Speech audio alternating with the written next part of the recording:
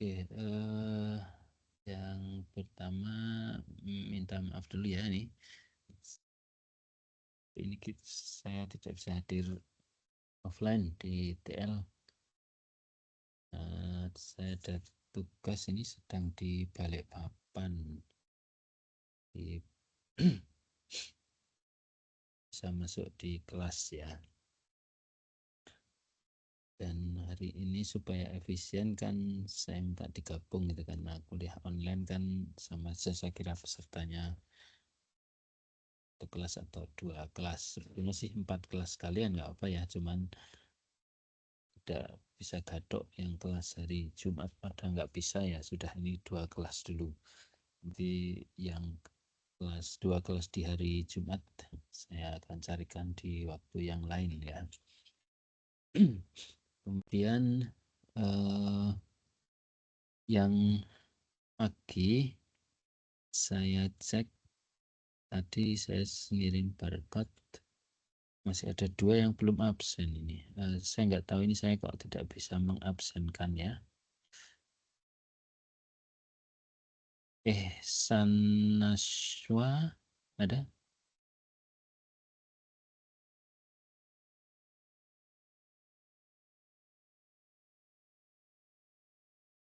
Ada memang ya. Oke, kalau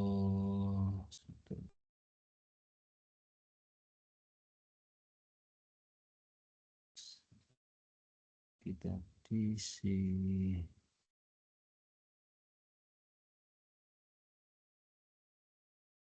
Muhammad Fadil Ihsan nggak ada juga. Baik. Oke, ini saya di sela-sela acara agenda ya, saya sempatkan untuk bisa kuliah walaupun tidak lama nanti ya, supaya bisa bertatap muka dengan Anda sebentar gitu. Minggu kemarin 2 kali pertemuan ya dengan Bima ya, dengan Pak Bima. Benar ya? Iya Pak, benar.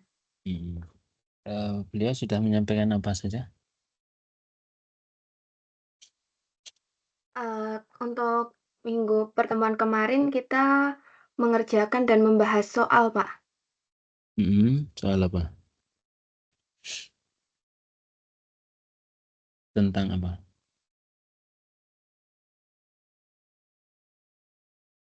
Untuk soalnya itu yang ada 7 chapter itu mulai dari yang min median Oke. sampai ada yang hipotesis nul itu Pak. Oke. Probabilitas sudah ya berarti ya. Hipotesis nol. Ya. Iya. Baik. Terima kasih. Nah, berarti sudah baik sekali ya tadi menyampaikan, dan saya akan melanjutkan apa yang sudah disampaikan Pak Bima. Mungkin saya kenalan dulu kali ya. Sudah pada kenal saya belum? Belum Pak. Belum, Pak. Belum ya. Baik, ini saya tak share screen. Share screen. Nah, ini sudah muncul. Sudah muncul Pak. Sudah Pak. Baik, ini nama Sudah saya Pak. ya. Ya, ini nama saya. Saya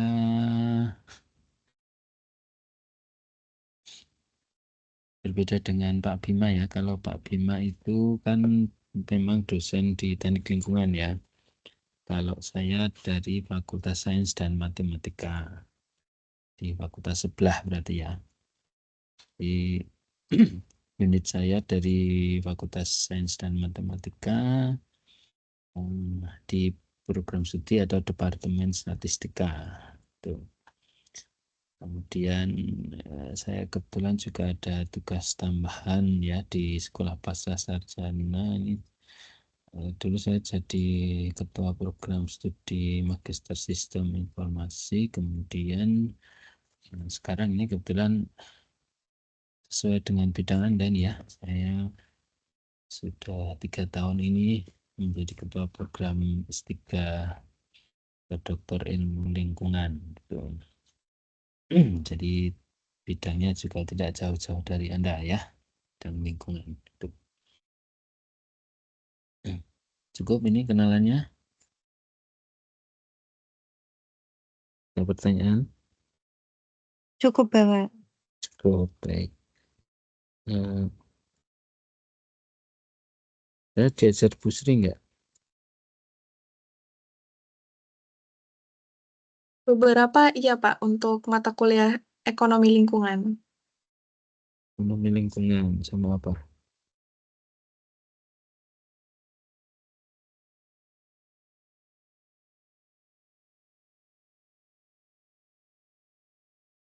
Lupa.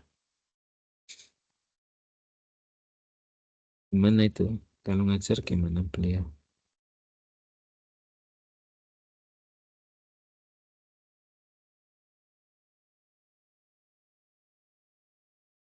Halo?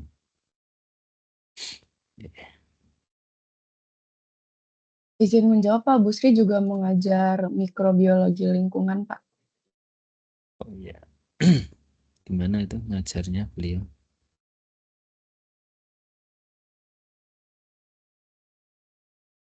Bu Sri sendiri kalau mengajar sangat lembut, terus kayak mengayomi sekali seperti pokoknya baik sekali, tidak pernah tidak galak gitu Pak. Oh enggak galak ya. Ya, Bu Sri itu ini ibunya anak-anak saya itu.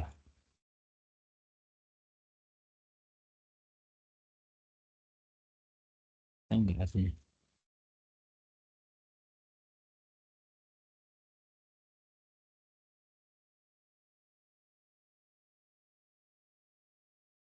Ibunya anak-anak saya tahu maksudnya.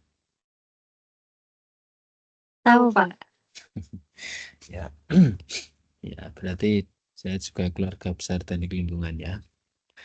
Baik, ini kita belajar kesana, mungkin mereview sebentar yang disampaikan Pak Bima ya.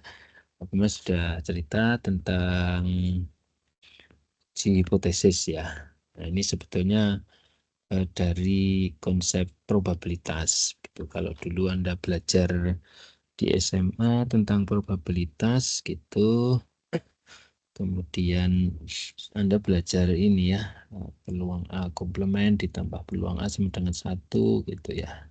Nah, ini salah satunya ada di sini. Kalau peluang itu kan jumlahnya 1 gitu ya.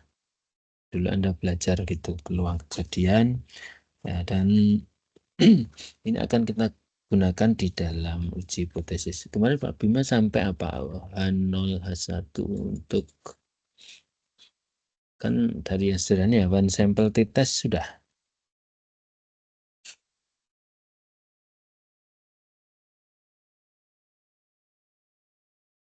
Ya, nanti saya review sajalah. Nanti kita lihat sampai di mana ya supaya kadok gitu. Tapi sebelum ke sana ini, kalau kita punya alfa itu 5%, maka 1 min alfa itu 95% ya, benar ya. Nah, ini 5% itu kalau di dalam konsep uji hipotesis namanya level signifikansi. Anda sudah dikenalkan ini alfa 5% gitu. Sudah ya? Sudah, Bapak. Ya, baik. Kemudian 1 min alfa itu level confidence, level keyakinan ya. Nah, ini sebetulnya dari ini ya, bahwa kalau kita punya data yang mengikuti distribusi normal, maka sebetulnya sekitar 95% data itu berada pada interval rata-rata plus minus 2 kali standar deviasi. Ada di sini. Nah, ini yang kemudian mendasari kenapa menggunakan alfa 5%. Ya. Sehingga level keyakinan kita 95%. Oke, 95% dari data itu berada pada interval rata-rata plus minus 2 kali standar deviasi ada di sini ya. Nah,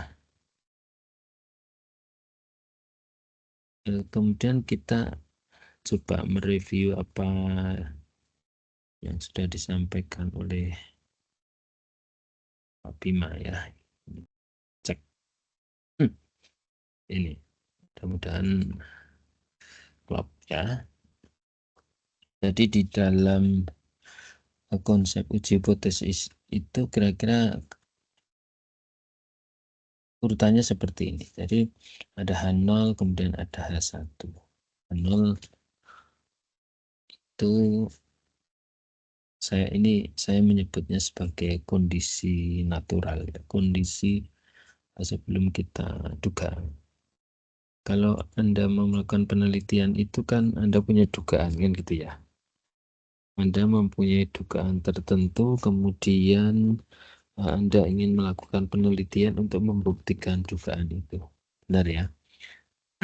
Nah, dugaan itu kita rumuskan, kita tuliskan sebagai H1. H1 itu adalah hipotesis alternatif, hipotesis yang merumuskan dugaan kita. Misalkan saya sering memberi contoh ini ya, kalau Anda misalkan lagi jalan-jalan di pinggir jalan itu ada selokan yang mengalir air gitu, kemudian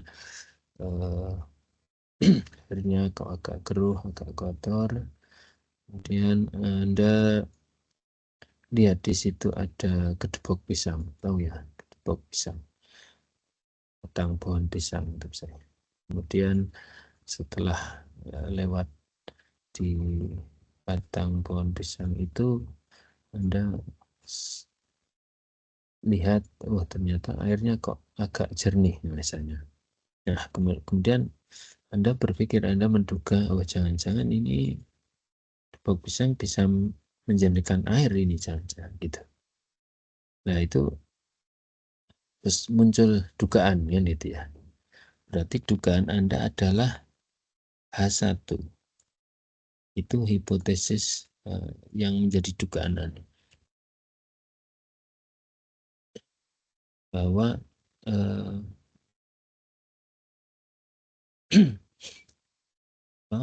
gedebok pisang bisa menjernihkan air. Nah, kalau H1-nya itu berarti H0 kan kondisi mula-mula sebelum Anda duga, yaitu bahwa gedebok pisang tidak bisa menjernihkan air. Itu H0-nya, hipotesis awalnya. Dan hipotesis satu adalah gedebok pisang bisa menjernihkan air. Itu dugaan Anda kan gitu.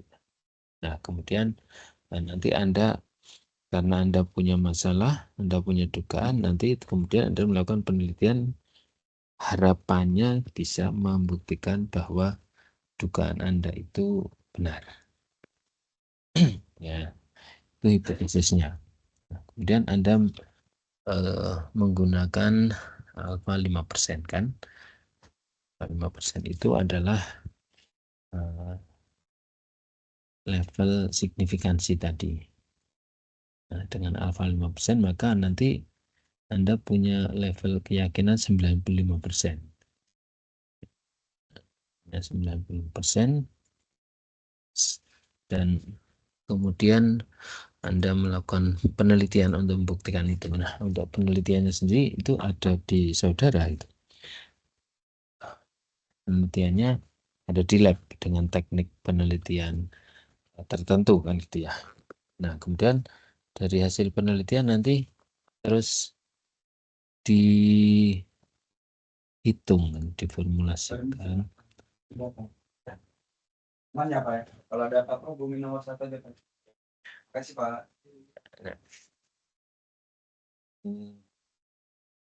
Ada statistik hitung kan gitu ya, berdasarkan hasil penghitungan terhadap hasil penelitian saudara, dan kemudian hasil perhitungan itu nanti akan dibandingkan dengan standar, nilai statistik uji namanya.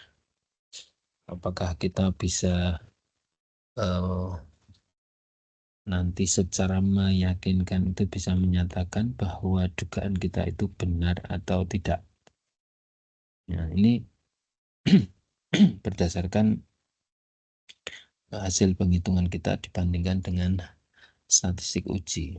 Nanti apakah cukup meyakinkan bukti-bukti hasil penghitungan kita untuk bisa membuktikan dugaan kita itu benar atau tidak. Di dugaan kita itu meyakinkan atau tidak. Kita tidak bicara benar dan tidak, gitu. Tapi apakah dugaan kita cukup meyakinkan atau tidak. Meyakinkan itu kalau level keyakinannya di atas 95%. Berarti nanti nilai probability yang dihitung, hasil penghitungan atau istilahnya P value ya, nilai probability itu cukup kecil. Karena kalau probability-nya cukup kecil, maka dia kurang dari alfa kan. Kecil kurang dari alfa, berarti kurang dari 0,05. Kalau probability-nya itu senilai 0,05, berarti level keyakinan kita kan 95%. Nah, jika nilai probability-nya itu kurang dari 0,05, maka level keyakinan kita berarti kan bertambah melebihi 95%. Kita yakin bahwa memang H1 itu benar kan gitu ya. Kita yakin dengan keyakinan yang mencukupi, dengan keyakinan yang besar karena di atas 95%. Jadi harapannya nanti P value-nya itu sekecil mungkin kan, sehingga keyakinan kita semakin besar untuk bisa menerima H1, untuk bisa menyatakan bahwa H1 itu yang benar gitu. Okay. Jadi pahami konsep ini.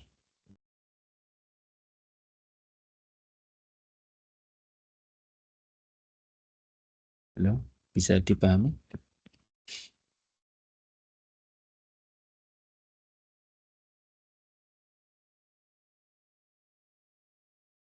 Halo, cek. Bisa dipahami, Pak. Oke, baik. Nah, sekarang saya kasih contoh nanti mulai dari yang sederhana. Ya, sampai saya nggak tahu ini kemarin sudah disampaikan belum ya sama Pak Bima. One sample di tes. Tujuannya adalah membandingkan rata-rata dari suatu data dengan suatu nilai tertentu. Jadi kita punya data, sekelompok data begitu ya, kemudian rata-ratanya kita bandingkan dengan suatu nilai tertentu. Namanya one sample t-test. Jadi one sample t-test ini adalah prosedur untuk menguji apakah rata-rata dari suatu variabel tunggal, variabel satu grup gitu ya, itu berbeda dari suatu nilai konstan yang Anda spesifikasikan, yang Anda ingin uji. Anda ingin menguji dengan angka berapa, itu Anda yang menentukan. Nah, saya kasih contoh ini misalkan ya. Seorang peneliti ingin menguji apakah rata-rata IQ, skor IQ dari sekelompok mahasiswa itu berbeda dari 100 misalnya. Nah ini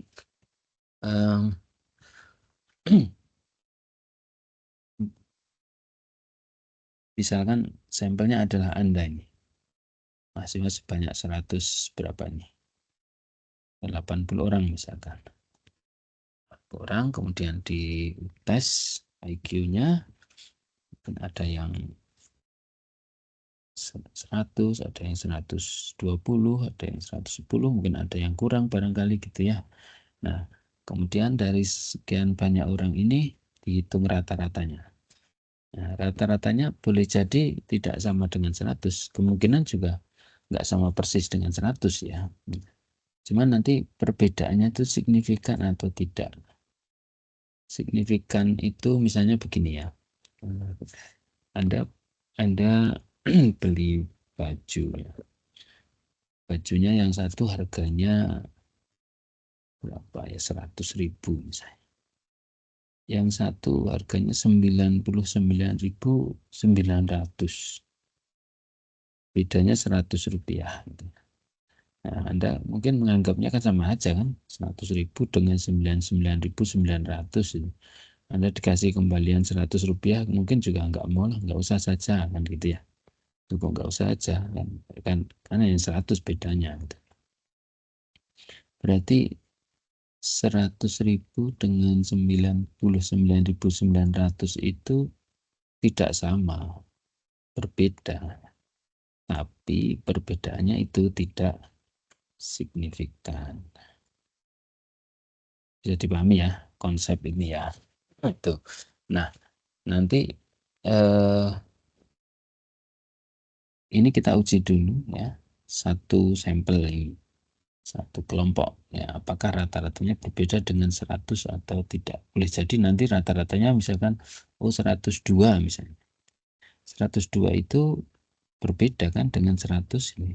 Cuman apakah perbedaannya itu signifikan atau tidak. Nah, itu harus kita uji begitu ya. Kalau jawabannya ternyata rata-rata 120 misalnya, wah ini berbeda, mungkin sudah cukup meyakinkan gitu. Tapi kalau 102 apa cukup meyakinkan atau tidak gitu ya. Nah, ini ada formulasinya ya. Kita melakukan ujinya seperti ini. Nah, kita rumuskan H0, H1. Kemudian kita tentukan alfanya 5%. Nah, nanti H0 bisa kita tolak. Jadi tujuan kita itu penelitian itu harapannya supaya bisa menolak H0. Dengan menolak H0 kan berarti bisa menerima H1 ya. Berarti kalau menerima H1 kan dugaan kita tadi sudah benar itu. Karena tujuan penelitian kan membuktikan dugaan. Jadi kalau dugaannya terbukti meyakinkan kan jadi yang selama ini dihipotesiskan, selama ini diduga kan terbukti secara meyakinkan. Nah, ini jika p-value-nya kecil, p-value-nya kecil, dia kurang dari alfa, kurang dari 0,05, maka pasti level keyakinan kita kan jadi besar itu. Sehingga tingkat keyakinan kita sangat tambah yakin bahwa memang IQ mahasiswa memang benar-benar berbeda dengan 100. Misalnya ketemunya setelah dihitung-hitung ketemunya angka ini. Nanti ini ada rumus-rumusnya sebetulnya, tapi nanti kita lebih baik dibantu oleh komputer saja supaya Anda bisa paham gitu ya. Ternyata p-value-nya 0,036. Nah, ini kan kurang dari 0,05 kan? Berarti H0 bisa kita tolak. Dengan menolak H0 berarti kita menganggap bahwa H1 itu yang benar. Jadi rata-rata IQ mahasiswa memang benar-benar berbeda signifikan dengan 100. Dengan level keyakinan sudah di atas 95%. Bisa dipahami sampai di sini?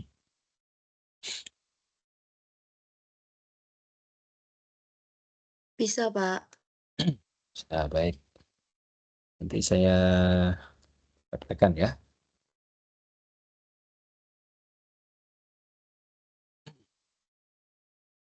Akan menggunakan software. Ini kalau di SPSS nanti yang hasilnya itu tertulis basic gitu ya.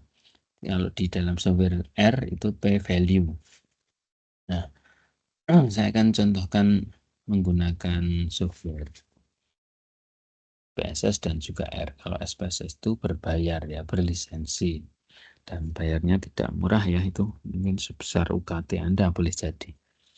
Nah, sehingga saya prefer untuk menggunakan R nanti ya, R. Dan kalau R itu software yang free ya, yang free download, yang tidak berbayar. Jadi kita akan pakai itu nanti. Ini juga ada edaran dari universitas ya, bahwa kita tidak boleh menggunakan software yang tidak berlisensi, sehingga akan lebih safe kalau kita pakai software yang open source gitu ya, yang memang free. Nanti Anda silakan, Anda bisa download sendiri terus diinstal, nanti bisa dikerjakan gitu ya. Kalau SPSS kan saya nggak bisa merintah gitu karena berbayar, jadi saya harus bertanggung jawab ya. Walaupun mungkin dengan cara Anda bisa nge-crack gitu ya, tapi kan tidak recommended ya. Oke, ini outputnya saya tutup dulu saja. Ya, ini sudah muncul ini data saya. Sudah, Pak. Ya, Sudah, Pak. kita ambil yang kolom pertama saja ya, kolom IQ. Nah, nah ini SPSS namanya, atau IPM SPSS ya. Sebelum kita ke uji hipotesis, mungkin untuk perkenalan dengan SPSS-nya saya ingin ini ya, saya tidak untuk ngajari software yang tidak berlisensi ke Anda, bukan ya. Ini lebih ke memperkenalkan ini loh, kalau software berlisensi berbayar itu bentuknya kayak gini gitu aja. Nanti untuk komparasi, kalau Anda menggunakan R biar merasakan bedanya gitu ya. Nah, sebelum ke uji tadi, mungkin ke deskriptifnya dulu. Kalau kita ingin misalkan mencari nilai-nilai deskriptif itu gampang ya, tinggal di sini frekuensi misalnya IQ. Jadi IQ kita masukkan di sini, misalkan kita mau cek statistik yang diinginkan. Ini tadi belum ada tandanya ya. Kita ingin cari rata-rata, median, modus misalnya. Kita mau nyari ini beberapa statistik ini ya, misalkan standar deviasi, varian, ring, minimum, maksimum, dan seterusnya. Ya, tinggal di continue saja terus. Oke, nanti akan ketemu hasilnya ini ya, langsung ketemu outputnya. Rata-ratanya 103, mediannya 102, modus 106, standar deviasi, varian, dan seterusnya. Gampang ya. Ya, ketemu semua langsung. Nah, ini kalau deskriptif, kalau Anda ingin deskriptif. Nah, ini pelajaran sebelumnya. Nah, kalau Anda ingin menguji tadi, berarti ini terpisah dari dari yang deskriptif. Jadi kalau Anda ingin melakukan uji hipotesis, tidak harus yang kemudian deskriptifnya ditampilkan juga, enggak ya. Ini hanya gambaran saja. Nah, ini menunya ada di compare min one sample t-test ya, sesuai judul kita ini, one sample t-test. Klik ini, kita tadi udah tak pakai ya. Nah, jadi ini IQ kita masukkan ke sini, klik. Kita ingin menguji dengan angka berapa tadi yang diminta, angka 100. Kalau kita ingin menguji dengan angka lain ya tinggal ganti aja test value-nya itu. Oke, sudah selesai langsung ya. Ternyata hasilnya berapa ini? Seek to tell. Angka berapa ini?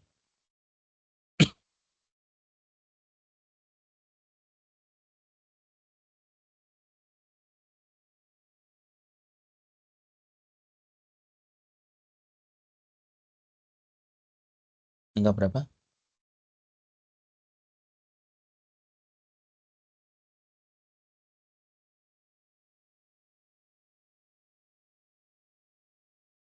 Halo?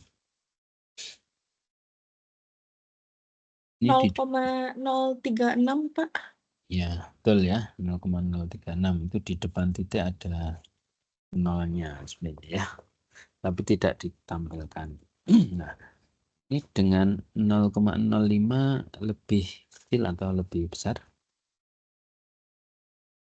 Lebih kecil daripada 0,05.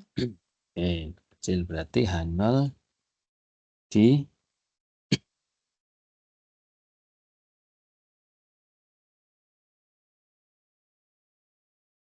tolak atau diterima? Untuk H0 berarti ditolak Pak. 0 ditolak berarti. Oke ya, berarti H0 ditolak, berarti H1 bisa diterima dengan keyakinan lebih dari 95%. Berarti ini kalau kita lihat rata-ratanya kan 103,07 kan ya. Dan itu memang secara meyakinkan berbeda dengan 100. Nah, dipahami ini?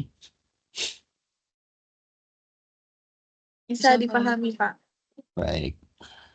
Oke, sekarang saya ingin mengerjakan dengan R ya.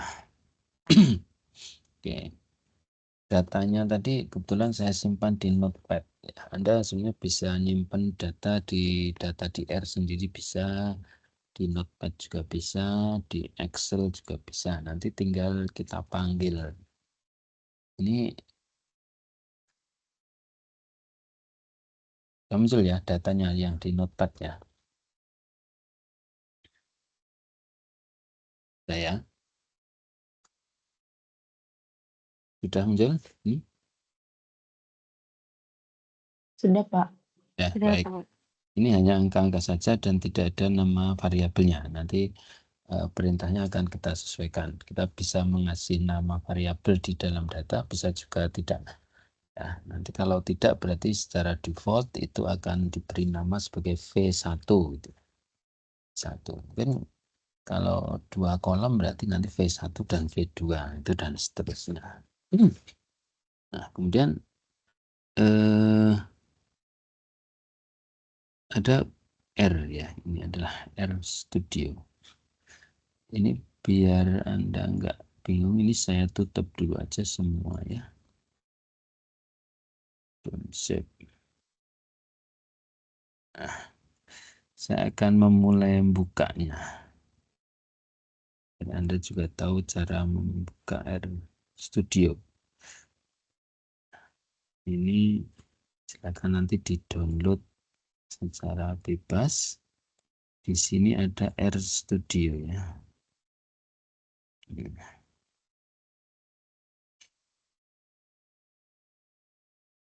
Kalau dibuka, saya kira cukup cepat ya. Ini tadi kebuka 3 kali ya. Nah, saya klik beberapa kali tadi buka. Kayaknya banyak ya. Ini saya tutup aja yang 2 biar main letter saja. Nah, ini bentuknya seperti ini. Ini kalau Anda misalnya nyoba gini ya. X sama dengan 5. Ini sama dengan gitu ya. Y sama dengan 4. Kalau Z sama dengan X tambah Y. Hasilnya berapa Z?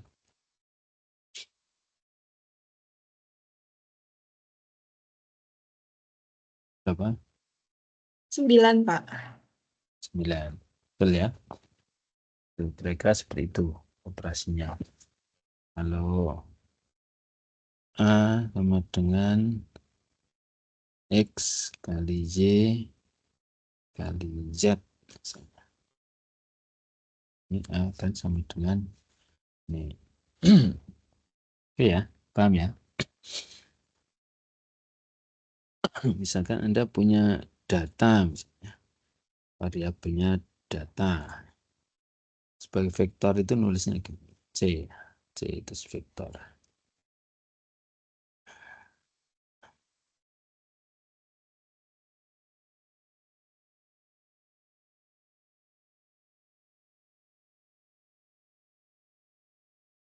Ini saya nulis sembarang saja ya, data. Datanya seperti itu. Ini vektor. Berarti kalau saya tulis rata-rata dari data itu berarti min data.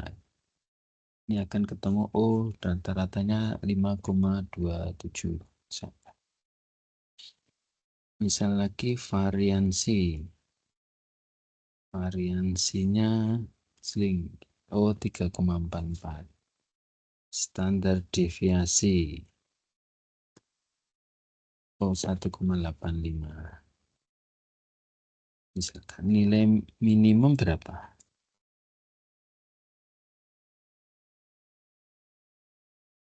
Hasilnya akan sama dengan berapa nih?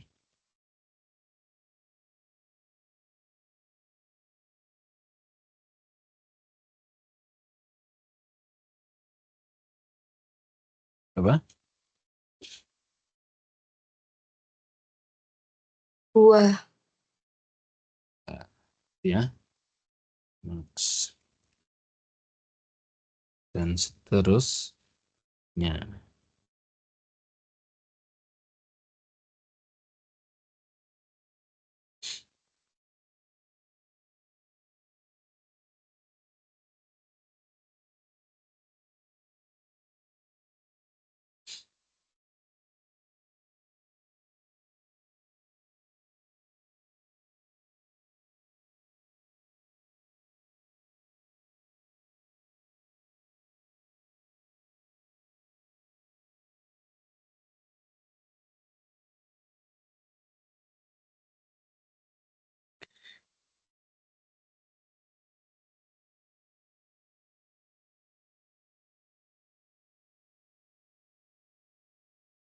Nah, terus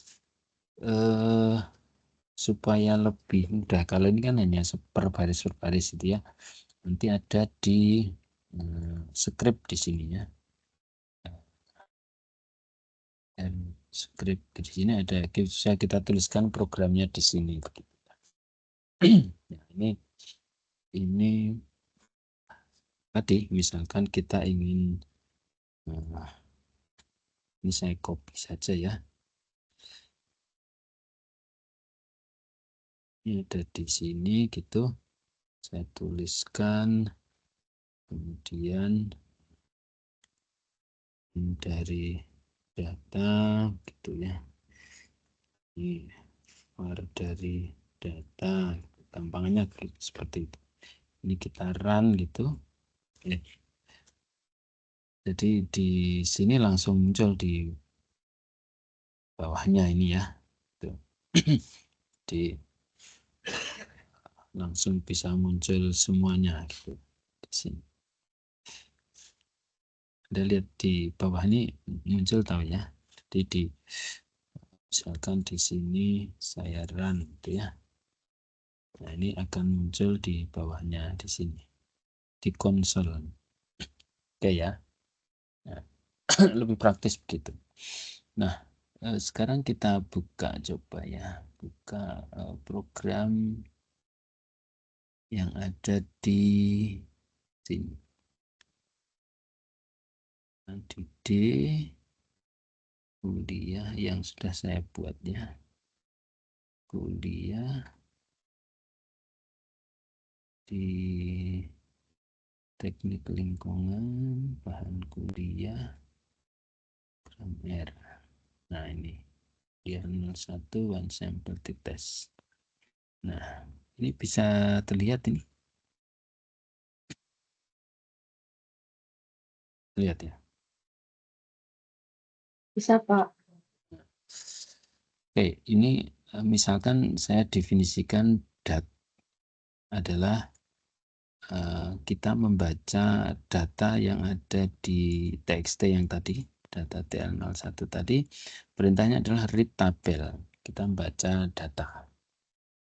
Kemudian seperti yang saya sampaikan tadi, tidak ada, saya sudah nyampaikan belum ya? di sini di pad ya. Ini hanya data saja dan tidak ada nama kolomnya ya. Tidak ada nama kolomnya. Karena tidak ada nama kolomnya, nanti ketika ini dibaca oleh apa?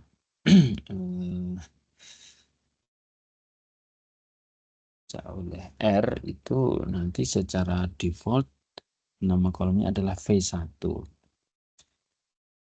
Nanti kalau ada dua kolom di sini berarti kolom kedua ya V2 dan seterusnya. Ini adalah kemudian maka dataku itu $V1 dari data yang kita baca tadi, terus kolomnya adalah kolom V1. Nah, ini pembacaan datanya ini, kemudian perintahnya satu baris test dataku ya. Mu-nya ya sesuai dengan yang kita ingin ujikan itu nah, kita masukkan mu sama dengan 100.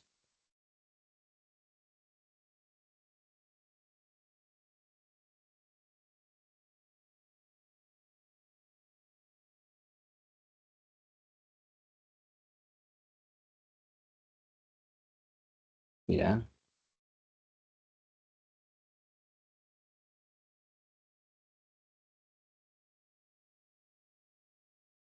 Sebentar, saya dulu.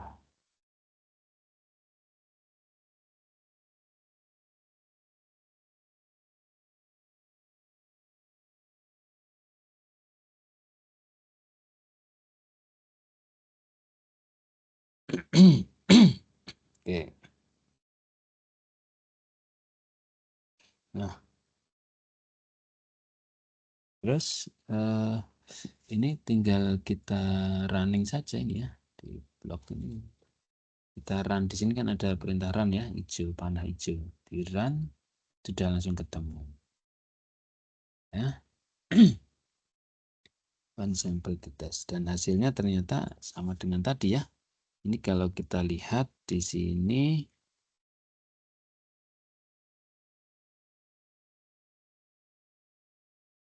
oke, coba lihat di sini. Di sini ada di SPSS tadi ketemu sig-nya 0,036 kan. Di sini P value 0,036 atau 0, atau dipanjangkan 0,03596. Yang dibulatkan kan jadi 0,03. Oke, sama ya. Jadi sudah secara perhitungan sama dan ini rata-ratanya 103. Jadi kesimpulannya bahwa memang rata-rata IQ berbeda signifikan dari 100. Karena kurang dari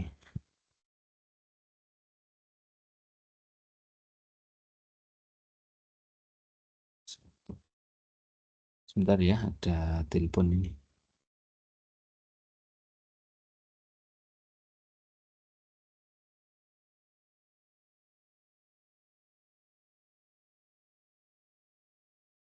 Halo? Halo, selamat siang. Ya. Saya sedang Susan Osis, kualifikasi berdata. Mohon maaf. Oh, maaf, saya sedang sibuk ya. Ya. Baik. Ya, Mas.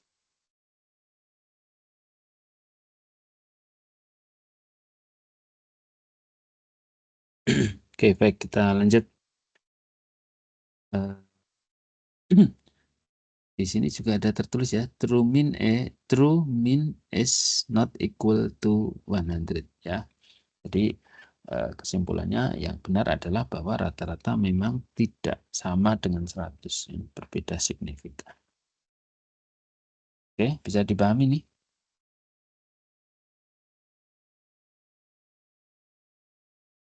Bisa dipahami, Pak. 11 jam 10.53 ya. Oke. Nah, ini contohnya yang sederhana ini ya, contoh kasus umum. Nanti tugas Anda untuk mencari kasus yang sesuai dengan bidang lingkungan. Itu ya di pekerjaan Anda. Jadi ini tools yang pertama ya, tools yang pertama. Dan nanti akan lanjutkan tools yang kedua, ketiga, dan seterusnya sampai yang terakhir nanti. Dan sehingga pekerjaan Anda, tugas Anda adalah untuk setiap tools nanti ya, itu Anda membuat ada 4 hal ini yang harus Anda kerjakan. Pertama, membuat deskripsi singkat tentang tools ya. Mungkin deskripsi singkat itu misalnya one sample test adalah bla bla bla bla, mungkin sekitar ya 2-3 kalimat untuk menjelaskan itu. Kemudian yang kedua, Anda mencari data di bidang lingkungan ya. Serah datanya bisa real, bisa simulasi. Kalau simulasi ya yang penting angkanya logis ya. Angkanya logis. Kayak tadi contoh saya IQ ya 100, 120, 110 kan logis itu. Kalau IQ kok 1000 kan nggak logis. Maksud saya seperti itu ya. Nanti Anda cari. Kemudian Anda olah datanya dengan R. Ya. R. Sekali lagi saya tadi memberi contoh pakai SPSS untuk ngasih ini aja gambaran biar Anda punya banyak wawasan ya, tambah wawasan. Kalau SPSS kan berbayar masalahnya. Kalau R itu open source, free ya. Anda silahkan setelah ini bisa download dan bisa dicoba. Kemudian hasil yang diperoleh Anda lakukan analisis seperti yang saya jelaskan ini tadi, tapi ditulis ya kesimpulan sampai Anda mendapatkan kesimpulan terkait hipotesis yang Anda rumuskan. Sehingga kira-kira kalau dituliskan begitu ya, nanti one sample test, deskripsi singkat, contoh kasus, data ada di file misalkan TXT yang contoh saya ya. Anda boleh pakai Excel, tapi kalau Excel ya create tabelnya, tadi perintahnya ya diganti datanya yang data Excel. Kemudian output yang ditampilkan bisa Anda kopikan gitu ya. Kemudian analisisnya. Ini Pak, ini tugasnya. Nanti tidak kok bertugas per tools, nanti tiap minggu mengumpulkan, tidak. Nanti mengumpulkannya di akhir saja sesudah semua materi saya sampaikan.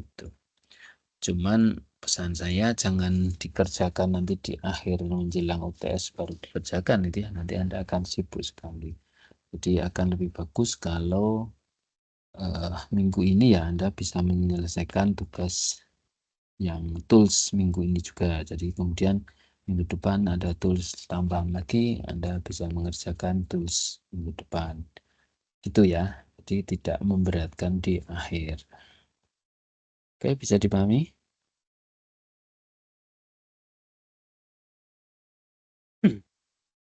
Saya. Baik. Nah, mungkin setelah ini tools yang kedua, saya satu tools lagi saja ya. Tools lagi saja. Ini penting di awal untuk paham ya. Nanti kalau paham itu berikut-berikutnya sudah tinggal jalan aja, enggak usah.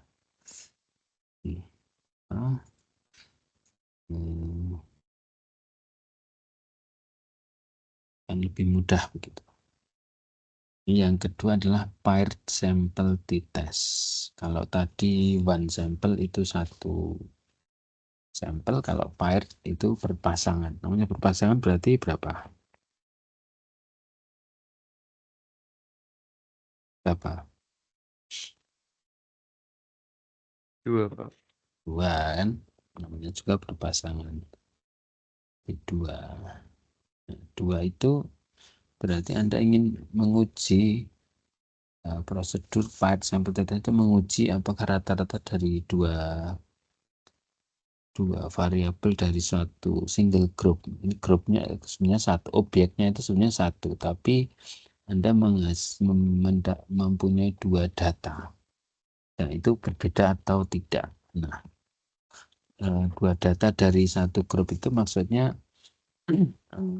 misalkan Anda punya data sebelum perlakuan tertentu dan kemudian sesudah perlakuan tertentu Anda punya data lagi. Sehingga Anda membandingkan data sebelum dan sesudah perlakuan. Tapi objeknya sama. Nah, objeknya sama. Kuncinya ada di objeknya sama. Kalau hasilnya sebelum dan sudah perlakuan itu ternyata sama aja, nggak berbeda signifikan, berarti kan perbedaannya 0. Gitu. Sebagai gambaran ini, coba ini. Kasus case study hipoklorit ini sudah muncul ya?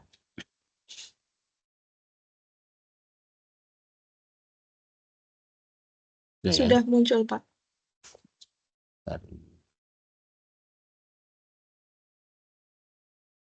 Saya kecil dikit biar ya. Diketahui kandungan mikroorganisme dari 8 reservoir sebelum klorinasi dan sesudah klorinasi. Jadi ini barangnya sama, begitu. Reservoirnya sama. Nah, kemudian apakah ada perbedaan kandungan mikroorganisme yang signifikan? Apakah ada perbedaan yang signifikan ya kandungan mikroorganisme sebelum dan sesudah klorinasi? Jadi H0-nya adalah tidak berbeda signifikan, H1-nya berbeda signifikan. Nah, kemudian misalkan kemudian ketemunya signya atau p value-nya kok 0,0000 kecil sekali sehingga kurang dari 5%. Oh, berarti H0 ditolak. Di H1 bisa diterima. Di kandungan rata-rata mikroorganisme sebelum klorinasi itu memang benar-benar berbeda signifikan dengan sesudah klorinasi. Kalau ternyata signya lebih dari 0,05, oh berarti H0 tidak berhasil ditolak. Ya, atau H1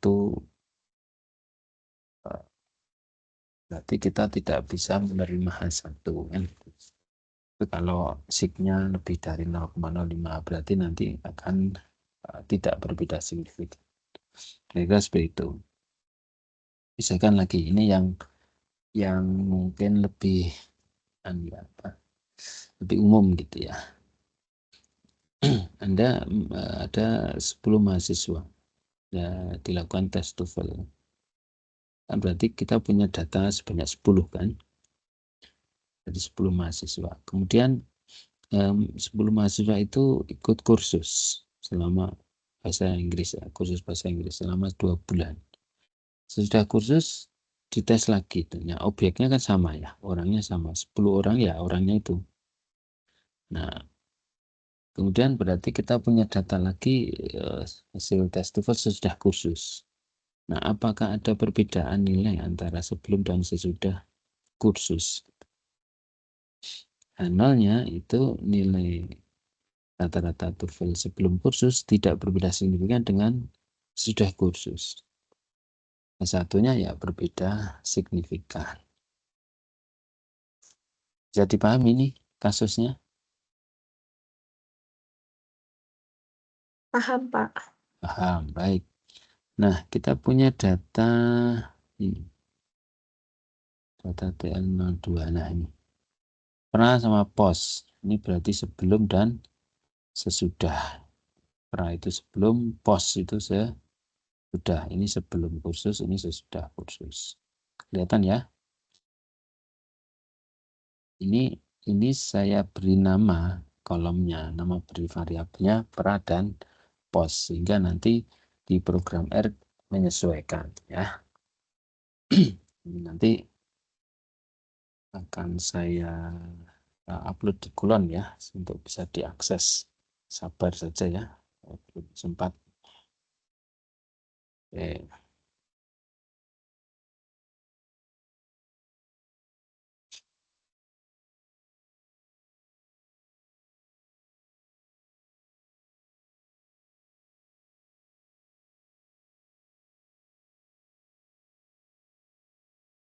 Nah, program R-nya itu ada di sini. Ini saya buka ini file open. Nanti Anda tulis sendiri ya, hanya ini sudah ada contohnya. Nah, Oke. Ini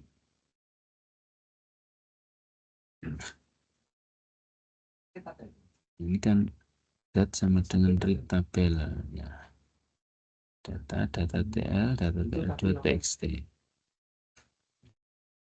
Ditambahi ini ditambahi header sama dengan true ini.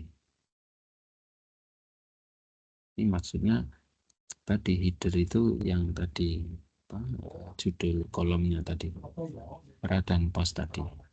Karena ada berarti kita tambahi header true. Kalau headernya false berarti nanti baris pertama yang tulisan pra dan post itu dianggap data, harus ditambahin. Nah kemudian nama variabelnya berarti x1 itu dat dolar pra dat dolar post, antara pra dan post. Ya, kemudian titesnya perintahnya adalah tites x1 x2 fired sama dengan true, karena datanya kita pakai fired sampel tites. Paham ini? Maksud dari setiap baris bisa dipahami ya?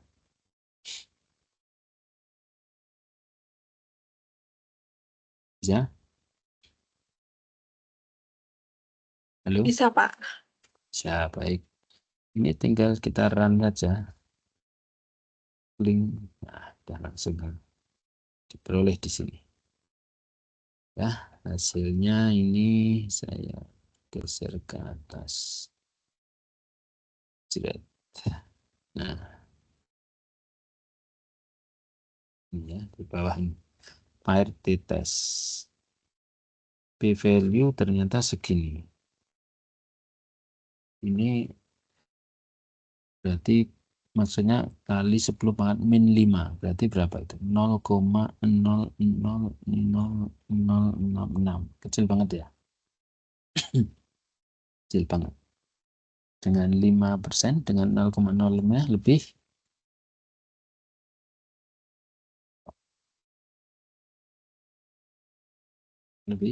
besar bukan lebih kecil?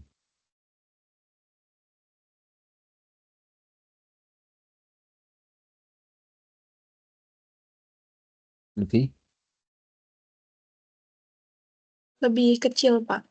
Lebih kecil, baik, kecil, jauh lebih kecil ya. Berarti keyakinan kita sangat besar, sangat tinggi, 99,9%. Berarti memang sangat meyakinkan. Berarti kesimpulannya H0 ditolak. Berarti apa? H0 ditolak.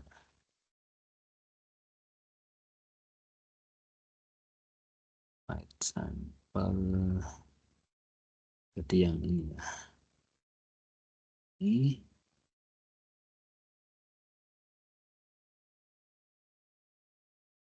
contoh. H0 ditolak ya. H0 ditolak ya, ini aja lah. Output mana tadi? Output. H0 ditolak berarti TOEFL, rata-rata nilai TOEFL sebelum dan sesudah kursus memang benar-benar berbeda signifikan.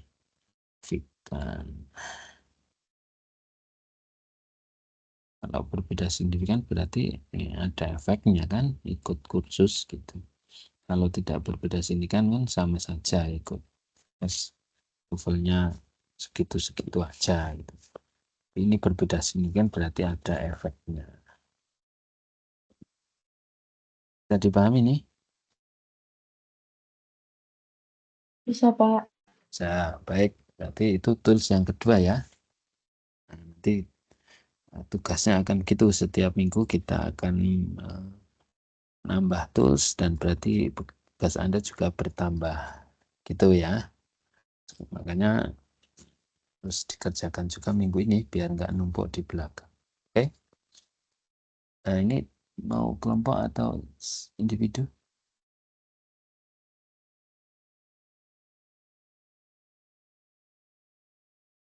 Halo?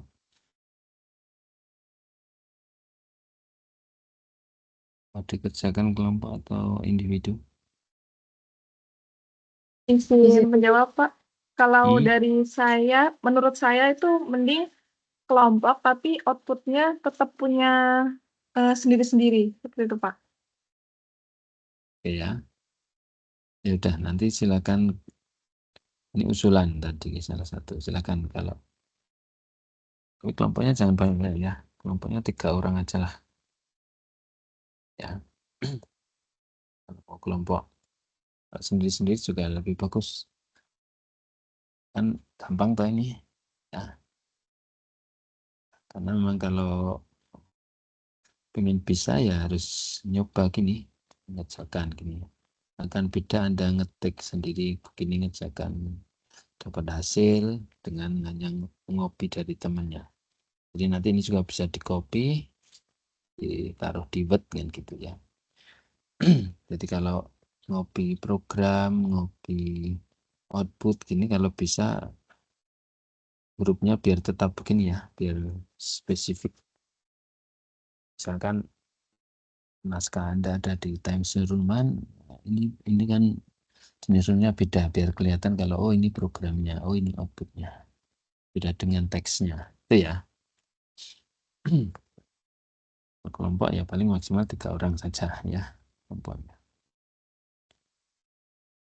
Oke, sementara itu dulu ya. Ada pertanyaan sebelum saya tutup?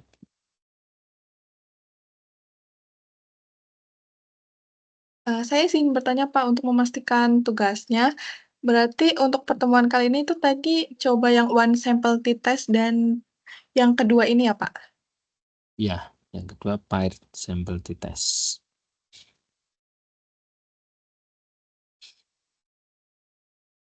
Betul. Baik, Pak, terima kasih. Ada lagi?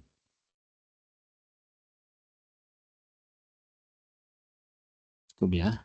Jadi nanti ini berikutnya minggu depan independent sample t-test, one way ANOVA, depannya lagi korelasi, regresi, two-way, ini dan seterusnya. Itu banyak ya. Baik. Kalau enggak ada, saya kira cukup ya. Kasih kita lanjut minggu depan. Mudah-mudahan insya Allah minggu depan kita bisa ketemu secara offline ya. Saya masuk di kelas. Gitu? Baik, Pak. Oh ya, Pak, saya izin bertanya kembali, Pak. Untuk kelas A itu kan absensinya nanti jam 12.50. Itu nanti dari Bapak yang mengabsenkan atau saya perlu menghubungi admin ya, Pak? Ya, nanti saya kirim barcode ya.